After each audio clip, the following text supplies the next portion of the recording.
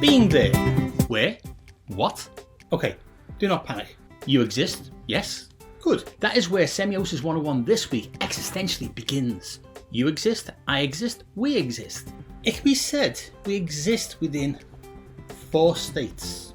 Being within a lived space, a lived body, a lived time, and lived human relations. Do you want to improve how to visually communicate with them?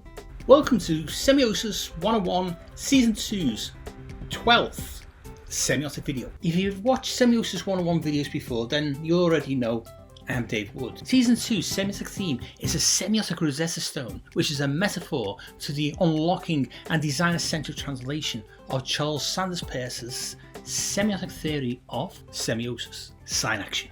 Why do you need Semiosis 101? Peirce's writing and terminology is very obtuse.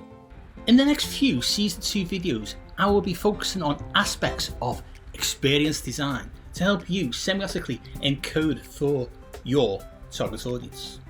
In this video, Being There, how to semiotically consider what will attract your audience, we will once again prepare the theoretical ground with another review of 2 useful books which will help you to phenomenologically explore audience lived experience.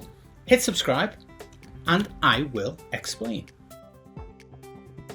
The 2 books I will be reviewing are Charles S. Peirce's Philosophy of Science, Essays in Comparative Semiotics by Gerard Delledalle, and Design for Dasein, Understanding the Design of Experiences. Delledalle is a respected Peircean academic who writes about Peirce's theory so that non-academics can understand. This book is a collection of Delledalle's essays, and as before, the index will be a creator's friend. I first heard Thomas Wendt present Design for Dasein at Interaction 14 conference in Amsterdam in 2014. This was a 20 to 30 minute talk, after which I introduced myself. I myself was at Interaction 14 to run my first PhD methodology workshop with delegates. I was trialling the first iteration of my method cards that synthesized Peirce's semiosis with a hermeneutic phenomenological framework to visually explore audience experiences. At this workshop, I had prepared sets of method cards, and with about 30 international design delegates, we spent the morning going step by step through a visualizing method I called a VPM, a visual phenomenological methodology.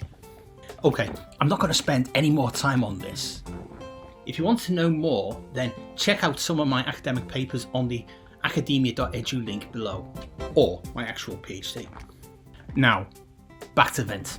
I have the memory of the main auditorium fairly full, but only about maybe 6 of us who really got what Wendt was saying about Dasein and designing. In a similar way, in my workshop the day before, I had spent most of the workshop in great discussions with delegates about Peirce's theory. Without Interaction 14, Semiosis 101 would probably not exist. This book is a very useful reader into Peirce's thinking on semiotics. Delledalle's essays stretch over 50 years of his erudition. Out of all his essays, I found the first 3 parts of his book the most rewarding, especially Part 2's essays, Signs, Semiosis and Representiment, and Sign, the Concept and its Use. Delledalle is a respected Peircean. It was essentially from him that I began to use representation from a visual communication context as a suitable designer-centric term for Peirce's representiment. At the bottom of the first page of his Semiosis and Representiment essay, Delledalle makes a statement about Peirce and representation, which appears to run counter to how I use the term. Delledalle states Peirce himself explicitly makes the distinction in the context of representation where sign is given as a synonym of representation, defined as semiosis, and as opposed to representament. The first thing here is to say, let us not get sidetracked into a semantics argument over representation. As Semiosis 101's remit is to put Peirce into design-centric language for the 21st century, we have in previous videos already dealt with problems with words meaning different and even conflicting things. Peirce uses sign for both sign action, semiosis, and sign object, representament. Therefore, Peirce uses representation as a synonym for the semiotic action of a sign, whereas I use representation as an analog for representing the concept Peirce's sign object. Same word, different uses. In the next two videos, I will explore the semiotic representation in visual communication more fully. Delledalle's essays in this book offer the lay philosopher, i.e. us, a clarity on Peirce's terminology. He uses a phrase in the same essay as previously mentioned that is very useful for those of you trying to grasp semiosis to apply it. Delledalle writes, "Semiosis is a temporal process. It unites three universes of possibility, existence, and discourse. Sign action is built on the interrelationship of threes across time. Encoded semiotic meaning can lie dormant in a design or illustration until the audience perceives the representation for something.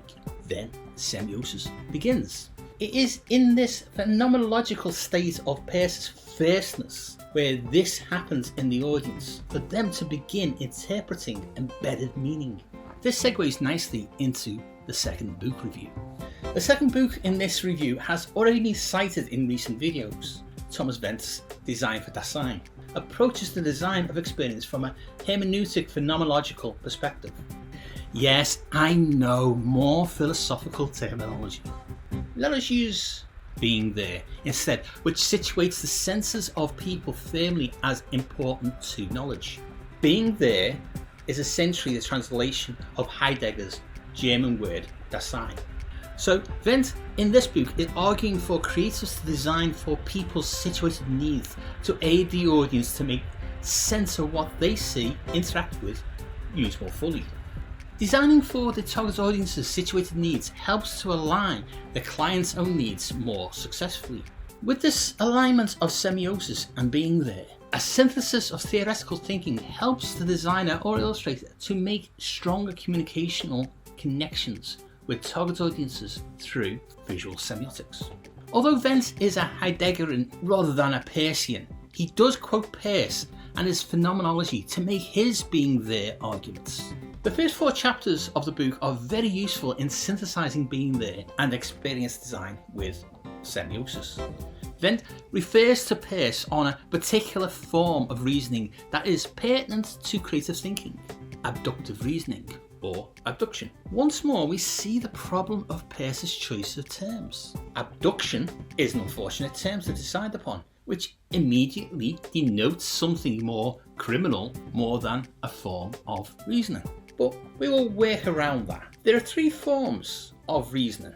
Deductive equals formal logic. Inductive equals logic of science. Abductive logic of hypothesis. Wendt quotes Peirce. The abductive suggestion comes to us like a flash. It is an act of insight, although extremely fallible insight. It is the idea of putting together what we have never before dreamed of putting together, which flashes the new suggestion before our contemplation. Wendt describes design thinking as abductive. He leads with, design is a Daseinerly process, and Dasein is a designerly process. He later builds on Nigel Cross's statement that abduction is the logic of design to build his case. He frames the creative's ideation phase as when abductive thinking is prominent as ideation, attempts to mediate abductive thinking about what could be with what is feasible and what is desirable.